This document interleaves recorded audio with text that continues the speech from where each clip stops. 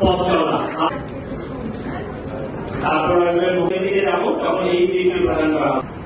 অনুষ্ঠানের শুরুতে পবিত্র কোরআন থেকে তেলাওয়াত, মুক্তিযোদ্ধা এবং সর্বস্তরের জনগণকে মাননীয় হাই কমিশনার জনাব মোহাম্মদ 2020 সালের 22 জানুয়ারি প্রকল্পগুলো ঘোষণা করেন। পাসপোর্ট কার্যক্রমের শুভ উদ্বোধনের এই দিনটি নিরলস কর্মদক্ষতা বিশ্ব পরিমণ্ডলে জানাই এই পাসপোর্ট কার্যক্রম সম্পন্ন হয়, আঞ্চলিক অনুমোদিত হয় G2G চুক্তি।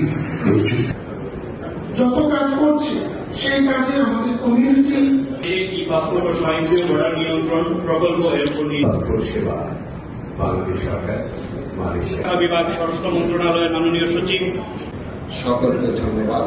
জয় বাংলা। বর্ডার নিয়ন্ত্রণ প্রকল্পের সম্মানিত প্রকল্প পরিচালক